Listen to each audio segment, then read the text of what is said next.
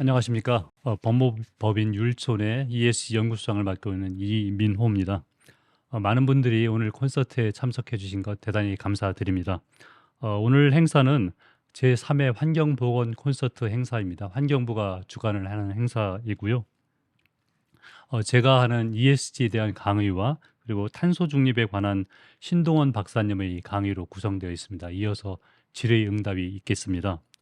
먼저 제 소개를 간략히 드리겠습니다. 저는 율촌의 ESG 연구소장을 맡고 있지만 이외에도 포스코 ESG 위원회 위원장, 또 한국전력의 ESG 위원회 위원, 그리고 여러 기업과 언론의 ESG 활동을 지원을 하고 있고요.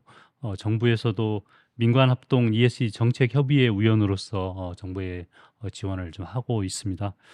예전에는 오랫동안 정부에 근무하면서 녹색 성장 전략, 또 국가 지속가능 발전 전략, 기후변화 대응 전략 수립 등에 참여한 바가 있습니다.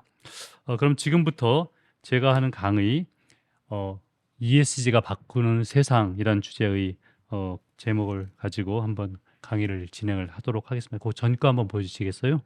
됐습니다. 그럼 제가 강의를 진행을 하도록 하겠습니다. 제 강의는 세 가지 부분으로 준비가 되어 있는데, 첫 번째가 왜 ESG인가, 그다음에 두 번째는 이제 무엇이 바뀌고 있나, 그리고 마지막으로 ESG 논쟁과 이슈로 구성이 되어 있습니다. 먼저 ESG 개요에 대해서 한번 설명을 드리겠습니다. ESG가 나오게 된 배경입니다. 세상은 해 아래 새로운 것이 있나니, 제가 있나니에 좀 따옴표를 했는데요. 해 아래 새로운 것이 없다는 그런 성경의 말씀이 있지만 사실은 새로운 것이 있다고 합니다. 그것이 이제 환경 문제, 그 중에서도 특별히 기후변화 문제가 있다는 이야기들을 많이 하고요. 두 번째는 이제 자본주의에 인간의 얼굴이 필요하다는 얘기를 합니다. 그 유명한 영국의 파이낸셜 타임즈에서 2019년 9월 달에 저런 옆에 화면에 보이는 자본주의 리셋, 그 새로운 자본주의가 필요하다는 표지가 나올 정도로 그렇게 자본주의에 대한 어떤 비판적 성찰이 필요하다는 시점이고요. 세 번째는 이제 기술이 바뀌었습니다. 특별히 초연결 사회로 저희가 바뀌고 있는데 SNS, 인스타그램, 그 이외 여러 가지 인터넷 등으로 해서 연결성이 강화되면서 전 세계가 하나가 되고 있다. 그 이야기는 작은 리스크라 하더라도 금방 증폭되면서 전 세계에 퍼져나갈 수 있다는 그런 세상을 저희가 지금 직면하고 있습니다. 마지막으로 이제 장수 사회입니다. 100세를 향해서 달려가는 이 시대가 어떤 우리가 어떤 자본을 운영한다든가 기업을 운영하는 데 있어서 새로운 시각을 요구한다라는 이런 측면에서 이 네 가지 큰 어떤 배경이 ESG를 가져왔다고 저희는 설명을 합니다. 먼저 이제 기후변화에 관한 얘기입니다. 저 다음 강의에서 자세한 얘기를 하겠지만 기후변화에서 이제 제가 한 장만 보여드리겠습니다. CO2 농도가 어떻게 변화되고 있는지. 지난 2005년도에 불과 378 ppm 수준의 대기 중 CO2 농도가 2023년 4월 17일 두 달 전이죠. 421 ppm으로 거의 40 ppm 이상이 증가를 했습니다. 굉장히 빠른 속도입니다. 이 그래프를 아래에 있는 이산화탄소 농도와 지구 온도와 비교를 해본다면 보시면 온도와 이산화탄소 농도가 거의 동조화 현상을 보이고 있습니다. 이 말은 CO2 농도가 올라가게 된다면 결국 온도도 올라갈 수밖에 없다는 것을 지난 80만 년의 지구의 역사가 잘 보여주고 있는 건데요. 그렇기 때문에 저희가 대기 중 CO2 농도의 변화에 대해서 심각하게 생각을 하고 있습니다. 두 번째가 이제 자본주의의 이야기를 다시 한번 드려보면은 요 설문입니다. 이게 이제 2019년도에 있었던 설문인데 지금 운영되는 형식의 자본주의는 세계에 도움이 되는 것보다는 오히려 해가 더 많지 않느냐라는 질문을 전 세계 시민에게 던졌을 때 인도의 74%를 시작으로 해서 유럽에 있는 나라들까지 대부분 50% 이상이 문제가 많다고 답을 했습니다. 그만큼 과거 지난 한 50년 동안 운영해온 어떤 신자유주의적인 이 자본주의 운영 방식에 대한 비판이 많다는 얘기를 할 수 있고요. 그걸 한마디로 정의를 하면 리스크의 사회화 그리고 보상의 사유화라는 그런 상황이 모순이라는 것입니다. 즉 자본주의를 운영하면서 기업을 운영하면서 무슨 리스크, 손해가 발생했을 땐 그건 온 사회에 다 확산시켜서 나누고 받아야 될 보상은 기업 혹은 특정한 분이 독점을 하는 그런 보상의 사유라는 상황이 사유화라는 상황이 지금 지난 몇십 년 동안 일어났던 상황이기 때문에 이런 자본주의의 어떤 폐해에 대한 여러 가지 문제점을 가지고 ESG가 등장을 했다고 생각을 하시면 좋겠습니다. 관련해 가지고 글로벌 리스크 전망을 보여드리겠습니다. 요건 지난 1월 달에 세계 경제 포럼 다보스 포럼으로 알려진 곳에서 발표가 된 건데요. 학계, 산업계, 시민단체 등에서 한 1250분에게 이제 질문을 했던 겁니다. 앞으로 글로벌 리스크는 어떤 것이 있겠느냐 했을 때 색깔을 보시면은 녹색은 주로 환경과 관련된 리스크고 빨간색이 이제 사회라고는 되어 있지만 사실은 경제와 밀접한 내용들입니다. 뭐 생활비 위기라든가 사회 결속력 악화, 양극화 이런 내용들인데 단기 전망과 장기 전망이 좀 다릅니다. 보시면 단기에는 붉은색, 즉 사회 경제적인 요인들이 리스크의 상위를 차지하고 있는데 장기로 갈수록 환경 문제, 기후 변화, 또 생물 다양성 감소, 천연 자원과 같은 이 녹색의 위기들이 훨씬 더 드러난 것을 알 수가 있습니다. 이러한 리스크가 저희가 지금 이야기하고 있는 ESG에서 이의 리스크와 매우 밀접하다 이렇게 이해를 하시면 되겠습니다. 그래서 결국 이 모든 위기들, 자본주의 문제, 기후변화의 문제, 연결성의 문제, 장수사의 문제, 이 모든 문제들을 하나의 단어로 이걸 어떻게 표현할까 한다면 지속가능성이라는 단어가 적절하다고 생각을 합니다. 영어로 sustainability. 저 카툰에도 나오고 있지만 심슨 가족의 아들이 sustainability is not a trend. 그러니까 이 지속 가능성을 주장하는 것은 그냥 뭐 일시적인 경향이 아니다라는 이야기를 하고 있지 않습니까? 그것처럼 이 지속 가능성이 정말로 중요한 키워드다라는 것을 기억을 하시면 좋겠고요. 이 오른쪽에 이 만화에 나와 있듯이 우리가 성장하면서 이 지속 가능성을 무너뜨리는 그런 우를 범해서는 안 되겠다라는 성찰에서 ESG가 시작이 됩니다. 그럼 도대체 ESG가 무엇인가 한번 정의를 좀 살펴보겠습니다. 투자 또는 경영에서의 의사결정을 할 때 전통적으로는 재무적 수익성 위주로 고려를 했습니다. 그 이야기는 즉 우리가 이 일을 함으로써 수익을 낼 수 있느냐, 돈을 벌 수 있느냐, 그것이 이제 전통적인 시각이었죠. 영어로 이야기한다면 profitability를만 봤다면 최근에는 이 비재무적인 요소의 세 가지 환경, environmental, 사회적 책임, social, 그리고 지배구조, 거버넌스라고 하는 이 ESG 세 가지 요소를 추가적인 핵심 요소로 보는 것, 그게 바로 ESG입니다. 그러니까 여기서 몇 가지 알아두셔야 될 것이 첫 번째는 이 세 요소가 우선적 핵심 요소가 아니라는 겁니다. 전통적인 수익성 위주의 요소가 첫 번째라면 이것은 반드시 함께 따라가는 동반되는 추가적 핵심 요소라는 이 사실이 중요하고요. 두 번째, 우리가 ESG라고 할 때 영어로 보시면 environmental, social 이런 형용사를 쓰고 있는데 그 이유는 이 추가적 핵심 요소, 영어로 factor라고 할 수 있는 이 팩터를 수식을 하고 있는 겁니다. 그러니까 ESG factors를 우리가 본다는 측면이거든요. 그래서 이 형용사를 쓰고 있다라고 이해를 하시고요. 이 세 가지 추가적 요소를 다른 말로 하면 sustainability, 지속 가능성과 관련이 되는 요소다라고 이해를 하시면 될 것 같습니다.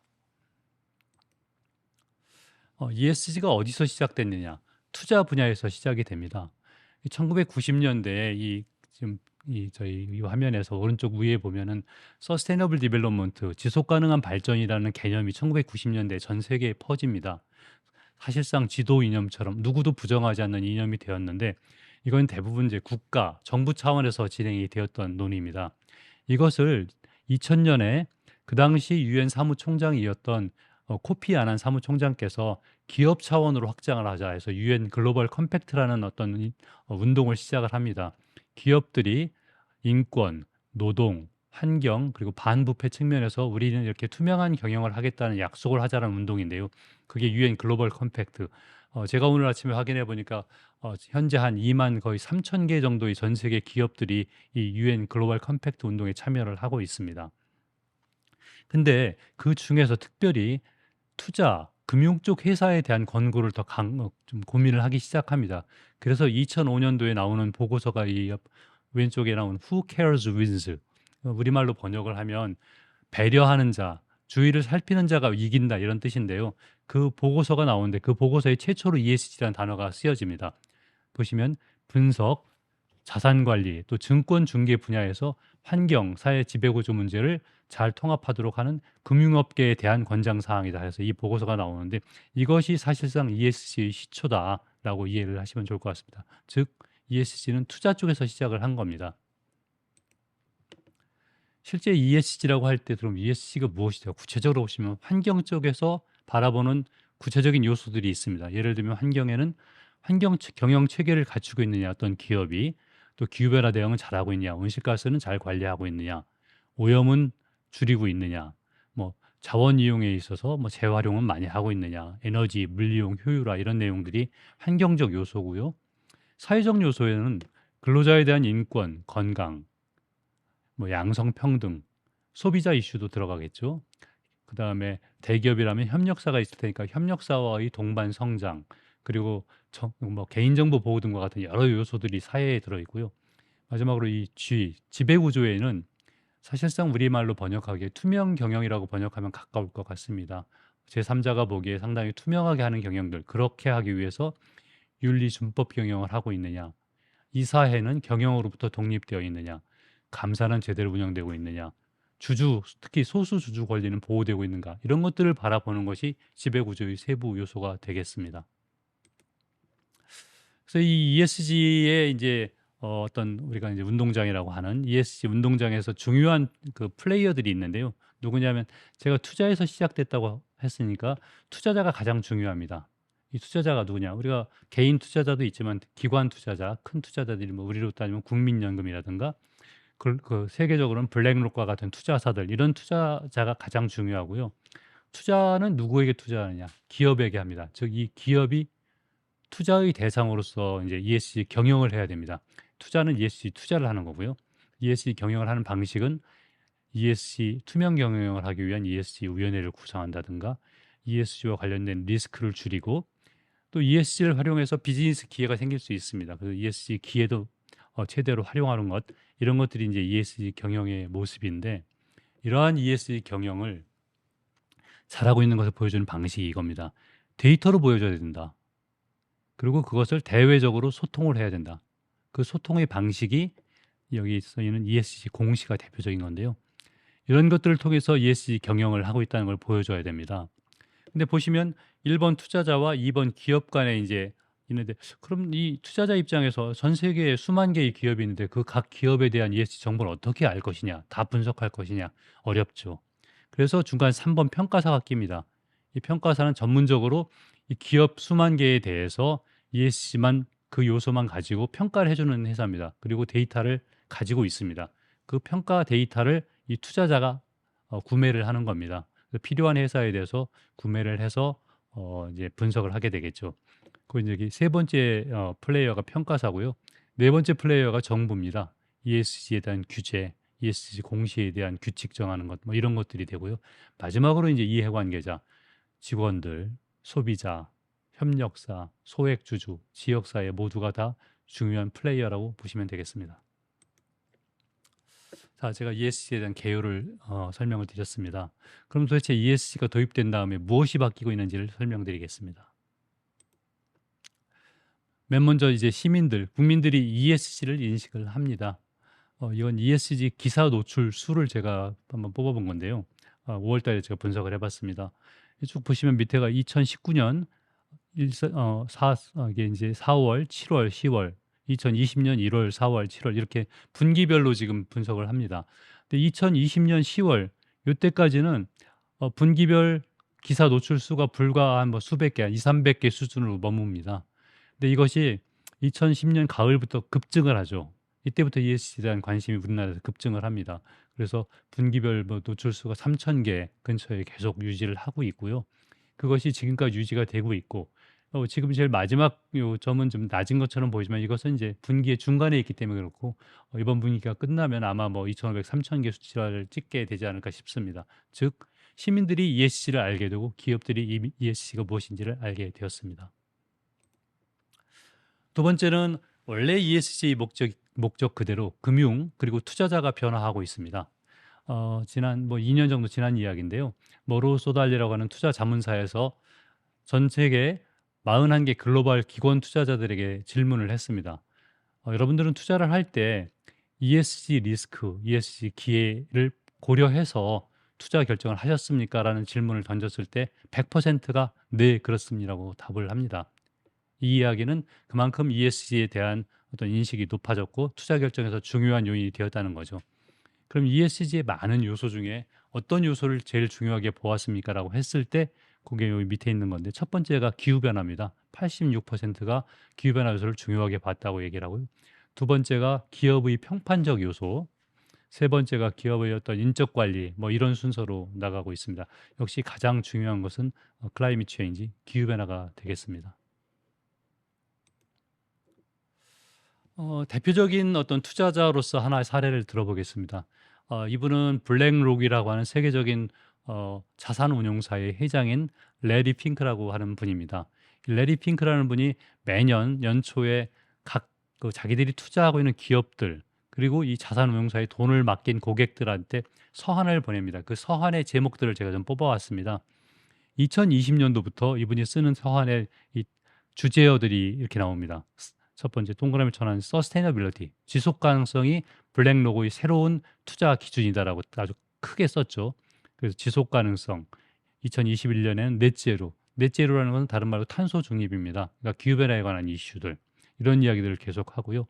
2022년에 가면 이거 굉장히 중요한 이야기인데, 저희가 지속 가능성에 초점을 맞추는 것은 환경론자이기 때문이 아니라 자본가이기 때문이고, 고객들에 대한 신의 성실 의무를 지니기 때문입니다라고 선언을 합니다. 이 이야기는 우리가 ESG를 추구하지만 그 ESG 추구가 환경론자이기 때문이 아니라 결국은 ESG를 추구하는 것이 장기적으로 이 수익성을 높일 수 있는 현실적인 방법이다. 또 우리에게 돈을 맡긴 고객들에 대해서도 신의 성실 의무를 잘 지키는 방법이다라고 자신 있게 이야기를 하고 있는 거죠.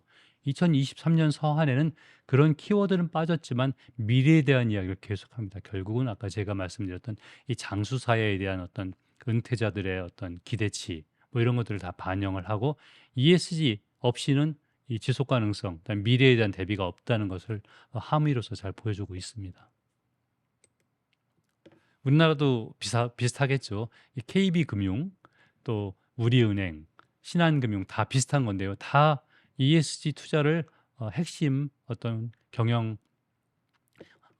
제일 경영 비전으로 하겠다, 원칙으로 하겠다는 것들을 앞다퉈서 지금 발표를 하고 있습니다.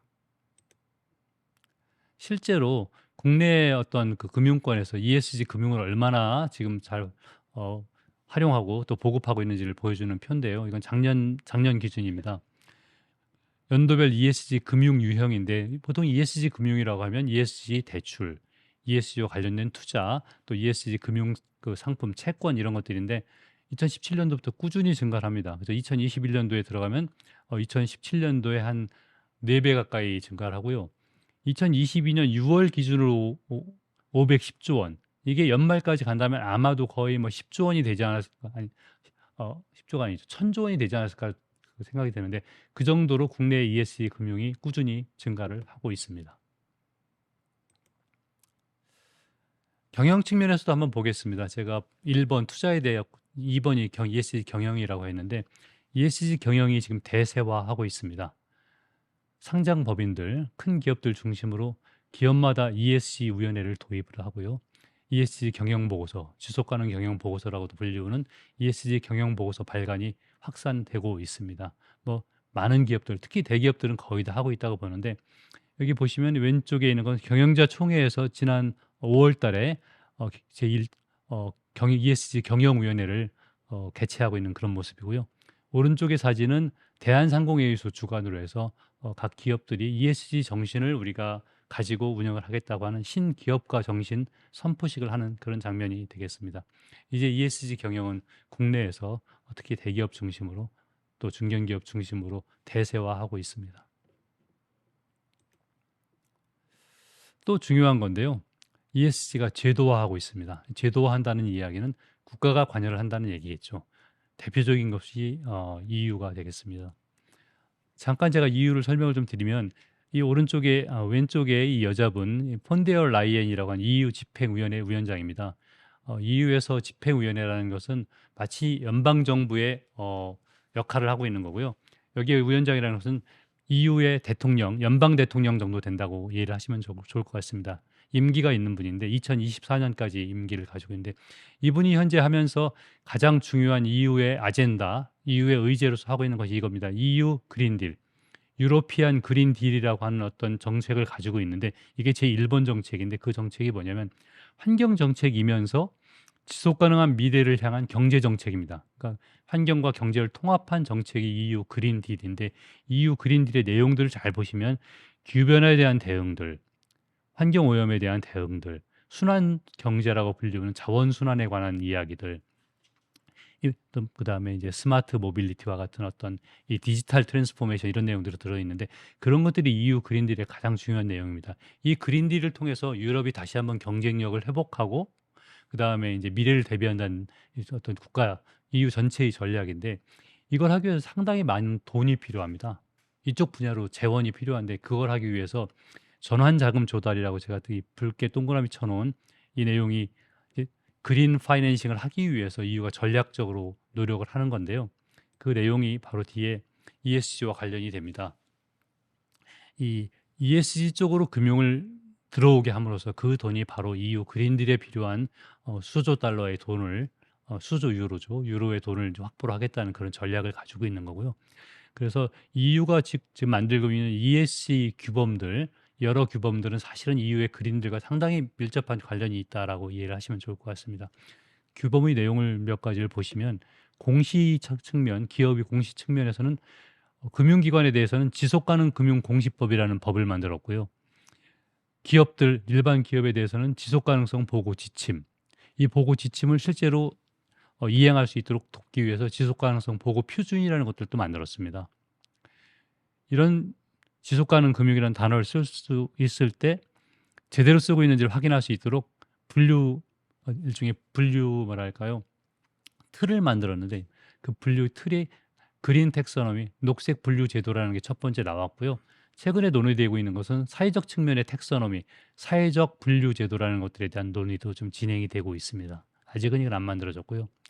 또 이외에 이 그린 그 파이낸싱을 위해 가지고 여러 가지 이행 수단이 있습니다. 첫 번째가 EU 배출권 거래제.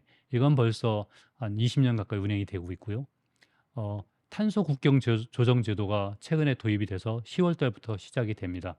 또한 공급망 실사 지침이라고 해서 대기업과 중견기업 또 협력업체들이 대기업 중심으로 제대로 ESG 규범을 지키고 있는지를 확인하도록 어떤 권한이라기보다는 오히려 책임을 위탁하고 또 강제하는 그런 지침이 지금 만들어지고 있습니다. EU만 그럴까요? 미국 바이든 정부도 역시 비슷하게 이런 것들을 추진을 하고 있습니다. 미국 정부의 대표적인 게 이제 여러분들 많이 들어보셨을 IRA, 인플레이션 감축법인데 이 인플레이션 감축법이 이름은 인플레이션 감축법이지만 사실은 이 법의 한 80% 이상의 목적은 기후 분야에 대한 투자입니다. 돈을 기후 쪽으로 몰아주겠다. 재생에너지, 전기차 쪽으로 몰겠다는 이야기고요. 그래서 이 돈을 가지고 2030년까지 한 3,690억 달러, 우리 돈으로 따지면 한 450조 정도가 이 IRA 법에 의해서 기후 쪽으로 투자가 되고요. 재작년에 만들어진 인프라스트럭처 법이라는 법이 있습니다. 거기에서도 약 1,100억 불, 우리 돈으로 한 130조 이상의 돈이 역시 기후 쪽으로 투자되도록 돼 있습니다. 그래서 이것들이 ESG와 직접적 관계가 되는 그런 또 바이든 정부의 핵심 정책이 되겠고요. 미국 증권거래소, 연방 증권거래소가 상장 기업에 대해서 기후 리스크를 공시하도록 의무화하겠다는 방안을 발표를 했습니다. 아직 최종화는 확정이 안 됐는데 아마 올 가을에 확정이 될 것으로 봅니다만 그런 정책들 또 미국 노동부가 관여하는 퇴직연금법이라는 에리사라는 법이 있는데 그 법을 개정해서 이 돈 퇴직연금을 투자를 할 때 정부가 투자를 할 때 ESG 리스크를 고려해도 좋다라고 하는 것들을 허용하는 그 지침이 작년 11월 달에 개정이 되었습니다. 요건 이제 좀 뒤에서 설명을 좀 드리겠습니다.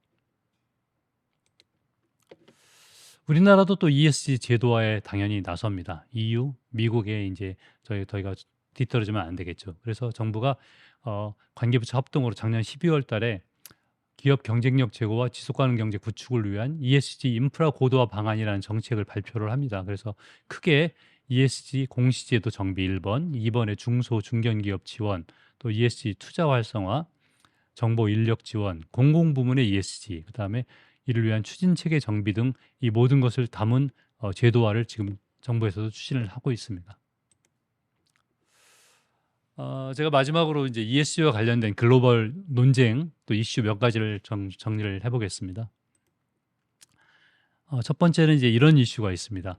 ESG가 있는데 E를 SG에서 나누어서 E에만 집중한 평가를 해보자라는 논의가 있으면, 논의라기보다는 그런 문제 제기가 있습니다. 그 이유는 두 가지인데, 하나는 현재의 ESG가 하는 평가 방식이 너무나 포괄적이고 모호해서 일관성 있는 평가가 이루어지지 못하고 있다는 게 하나고, 두 번째는 E와 SG의 어떤 레벨이 좀 다르다고 보는 겁니다. 학자들은 이 기후변화가 주고 있는 어떤 글로벌 함의가 너무나 크기 때문에 이거는 아주 시스테매틱한 어떤 큰 글로벌 위협이고, SG하고는 조금 차원이 다르다라고 해서 이에 이에 중점을 둬야 된다고 하는 그런 이제 지적이 하나의 어떤 이슈고요.